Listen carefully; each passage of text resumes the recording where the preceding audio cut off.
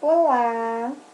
Vamos continuar a nossa aula de onde paramos. Então, eu estava falando sobre os tratamentos, falei de cirurgia, falei da quimioterapia, e agora a gente vai falar da radioterapia. Então, gente, o que seria a radioterapia? É um tratamento, né, um método de tratamento que vai ser local, tá? Então, local ou loco-regional, ou seja, pode ser abrangendo uma região, tá? Que eu vou utilizar equipamentos com algumas técnicas variadas, mas que vai emitir radiação, tá? Vai irradiar algumas áreas do nosso organismo.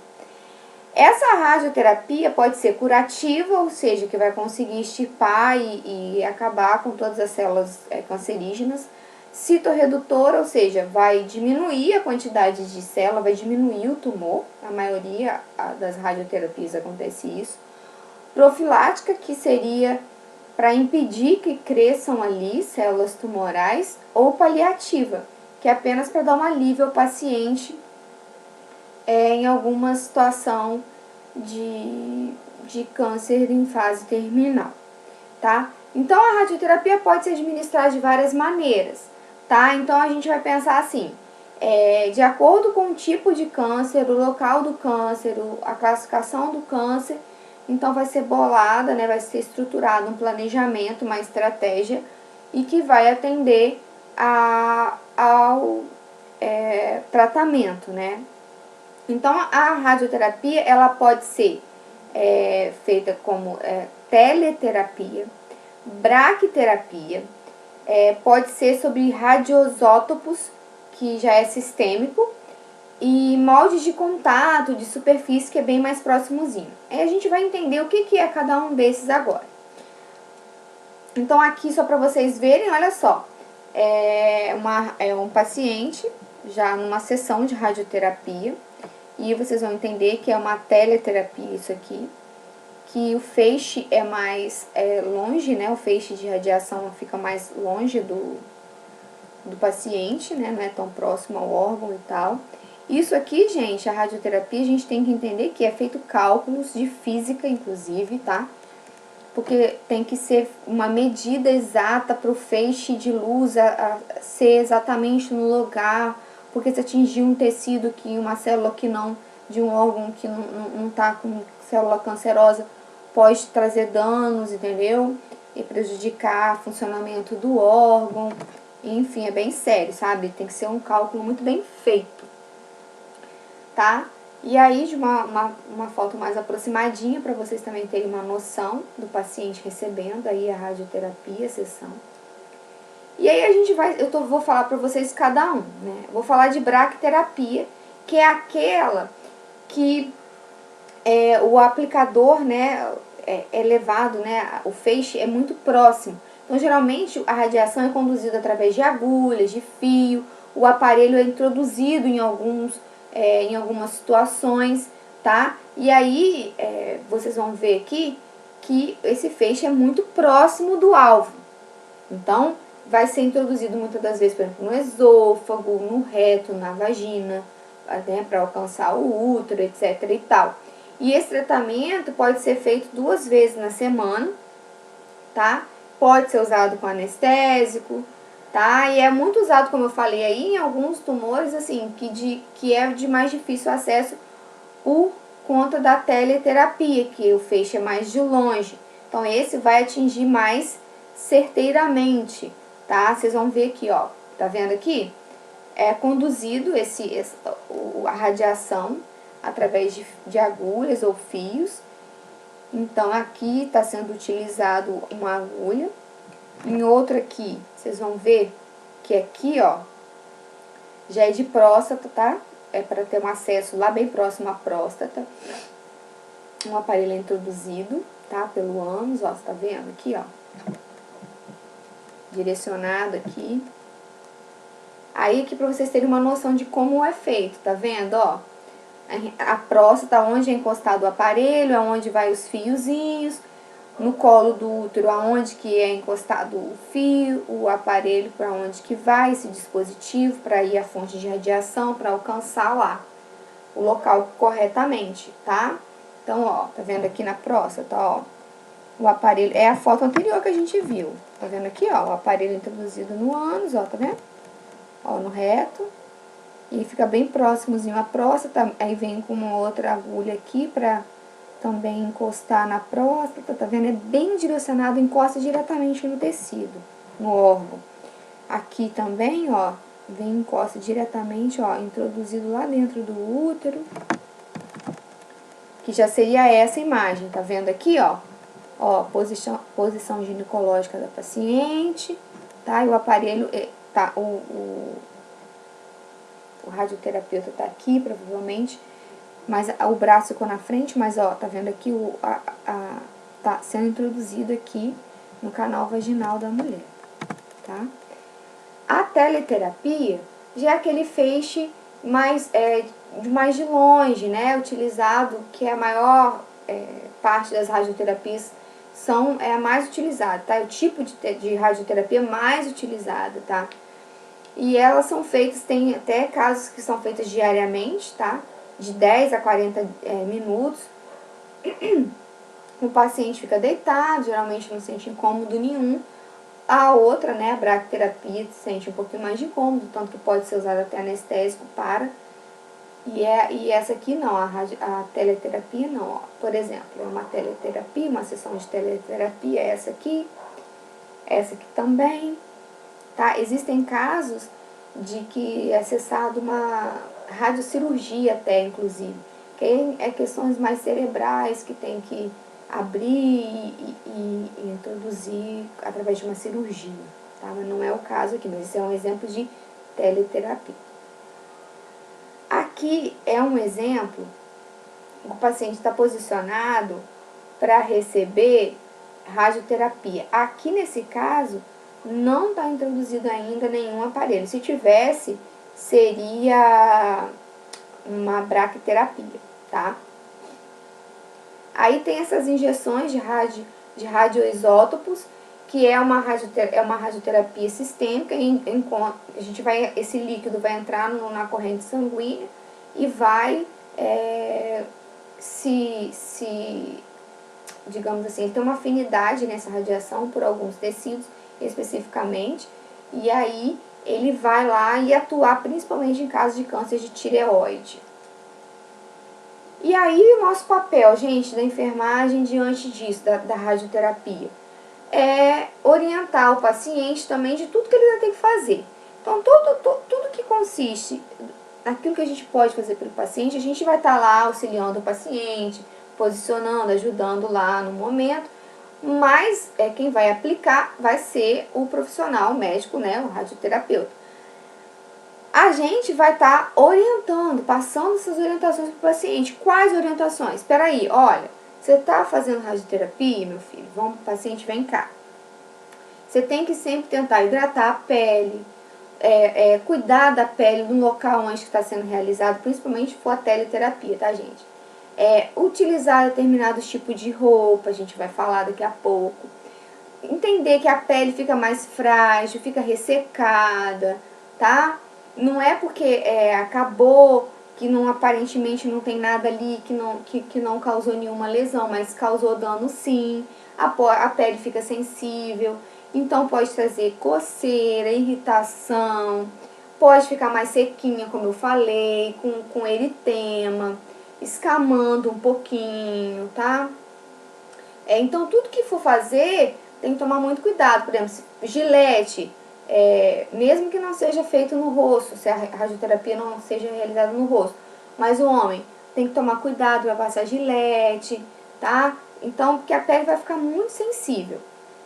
Então, a gente tem que tomar cuidado e ter cuidados, né, específicos no momento da radioterapia. Qual? Então, tem que lavar a área que vai ser irradiada com água e sabão, tem que enxugar com uma toalhazinha macia, não ficar esfregando para evitar. A gente acha que não, mas quando a gente esfrega, a gente faz uma maceraçãozinha de alguns tecidos, de algumas células, tá? Não, orientar também que é proibido o paciente ficar tomando banho muito quente, sauna, tá? Não pode ficar colocando saco compressa muito quente, ou então de gelo. Tanto é também que tem que proteger a pele de luz solar, então passar protetor solar, tem que evitar de pegar sol, tem sempre que estar usando tecido blusa, sabe, tampando o local onde está sendo realizada a radioterapia. Tentar evitar o uso de roupa muito justa, muito apertada, sabe? Então tem que tentar usar roupas mais leves possíveis, então no dia então da radioterapia principalmente. Você vai fazer uma radioterapia dependendo do lugar, né? Vai de calça jeans justa. Não, tem que tentar ir com roupa mais confortável possível. Tentar usar tecidos de algodão, não usar tecidos de nylon, de lycra, de cotton, porque são tecidos que podem irritar a pele e a pele vai ficar muito sensível. Sempre buscar hidratar a pele, tá? Ficar observando se não vai ter sangramento na urina ou em fezes, porque se, como eu falei com vocês, a radioterapia tem que ser muito precisa. Se atingir algum órgão, um tecido que não é para ser atingido, pode trazer dano, e um desses é sangramento, tá? Urina, fezes, atingir rins. Dor também, relatar, orientar o paciente se ele sentir dor, para relatar, tá? Se está sentindo dor umbilical, assim ao redor do umbigo, na região suprapúbica aqui, sabe? Assim, ó. Assim, na região anal. Então, tentar se proteger do sol, como eu falei, sombrinha, boné. Não depilar, se por exemplo foi feita na região da axila. Não depilar, não raspar. Se for feito na região da virilha, não depilar, não raspar, tá? Tomar muito cuidado. Não passar nada assim. O hidratante vai ter que ser um hidratante específico, mas não passar talco, perfume, nada no lugar que está sendo tratado, tá? Tem alguns efeitos da radioterapia específicos para cada região, então pode trazer para o paciente. Então, quando o paciente é submetido à radioterapia na cabeça e no pescoço, ele pode ter alteração no paladar, dor ao engolir, tá? A pele pode ficar ressecada, escurecida, vermelhinha, da ferida na boca, afta, tá?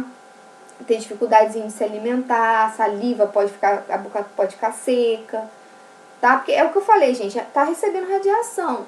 Tá atingindo o tumor? Tá. A célula cancerígena? Tá. Mas afeta também o nosso organismo. É um booster muito grande de radiação, né? Na região torácica, o paciente pode observar cansaço também. Essas reações na pele, em quase todos os lugares que vai ser submetido à radiação, vai ter, então, pele ressecada, escurecida, avermelhada, tá? Perda de pelo, que também ocorre na radiação, tá? Quando na radioterapia. Coceira, perda de apetite, náusea. Na região pélvica, pode ter alteração do ritmo intestinal, pode ter diarreia ou prisão de ventre, né? Ou constipação. Ressecamento da pele também da mesma forma, escurecimento, avermelhamento, né? A pele avermelhada.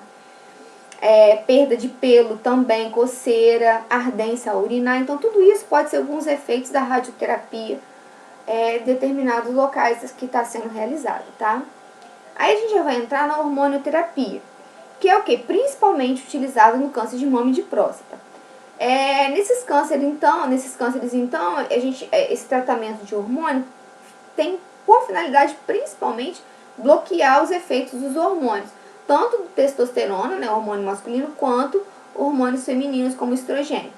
Então, os tipos de hormonioterapia vai ter finalidade curativa, paliativa, pode ser isolado, um tipo de hormônio isolado, ou pode ser hormônio combinado.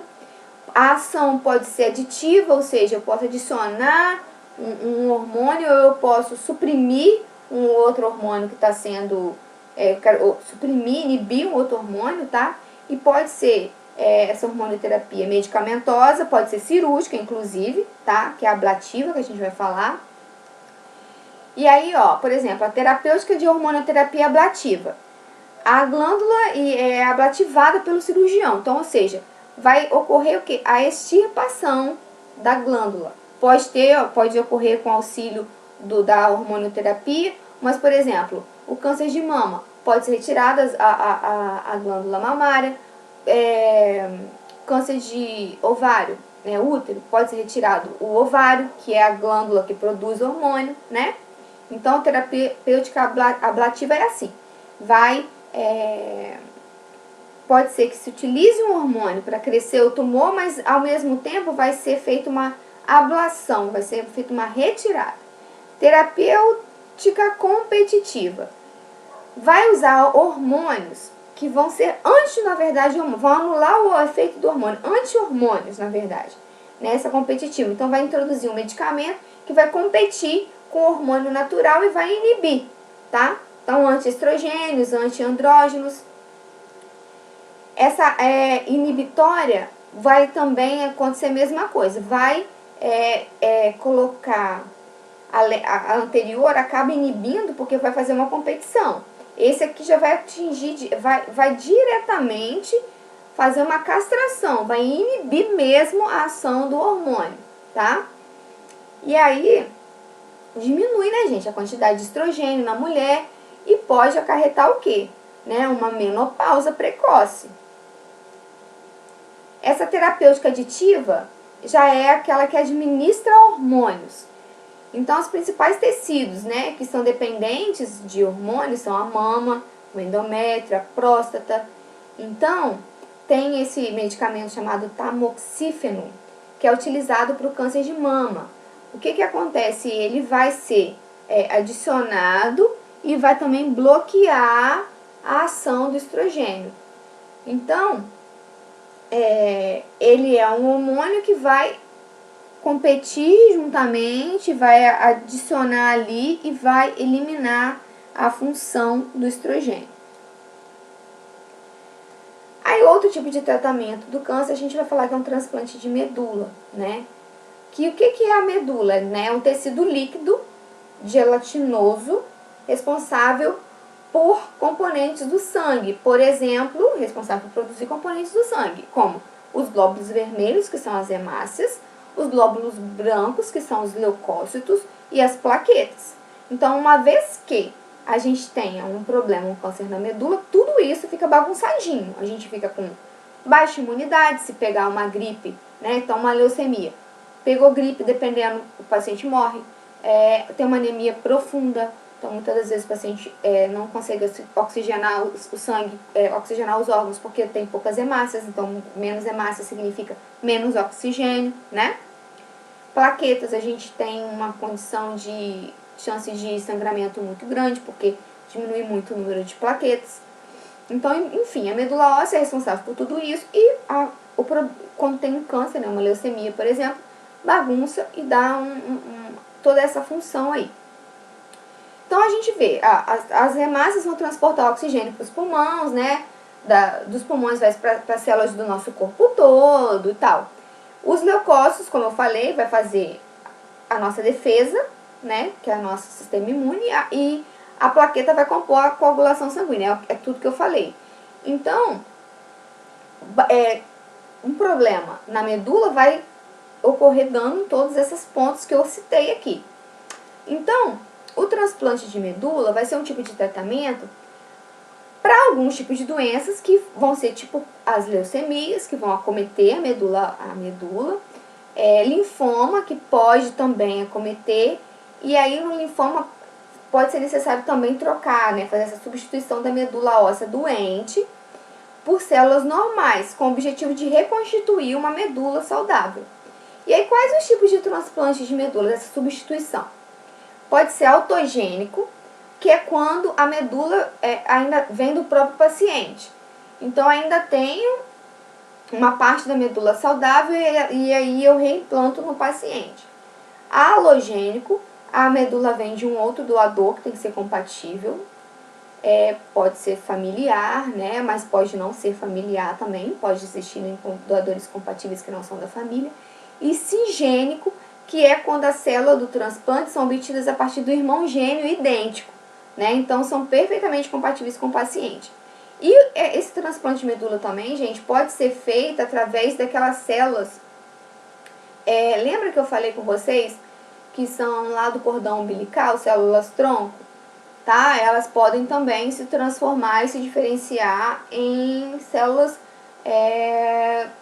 da medula, tá? E aí, por fim, a gente vai falar um pouquinho dos cuidados paliativos, que o que seriam os cuidados paliativos? Seriam, de acordo com a Organização Mundial de Saúde, É aquela assistência que a gente vai propiciar para o paciente, uma assistência multidisciplinar, que vai visar melhorar o quê? A qualidade de vida dele diante, não só dele, né? Dele e da família, dar essa atenção para ele, diante desse momento que ele vai estar vivendo, que é uma etapa de uma doença terminal, né? É uma etapa final de uma doença.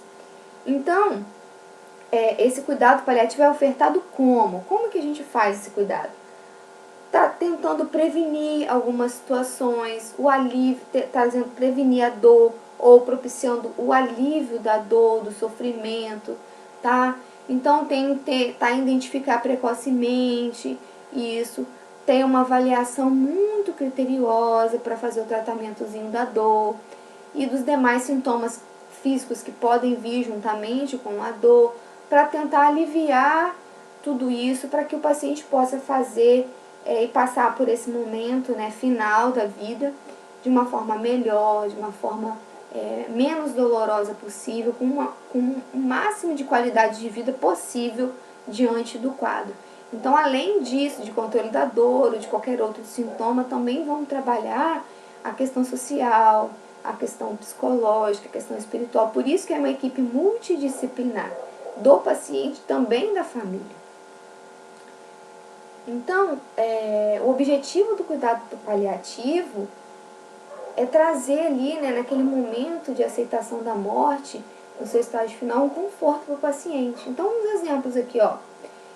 Afirmar, a gente tem que ter essa postura, né? De afirmar a vida e considerar a morte como um processo normal. Não apressar nem adiar a morte, ter esse cuidado para não deixar parecer que está apressando a morte do paciente, nem nada disso. Tentar integrar juntamente com esse cuidado, os cuidados psicológicos e espirituais no atendimento do paciente, tá? Ter nesse sistema um apoio para ajudar o paciente a viver mais ativamente possível, não é isolar ele do mundo, é tentar fazer ele ser o mais ativo possível, tá? Até a morte.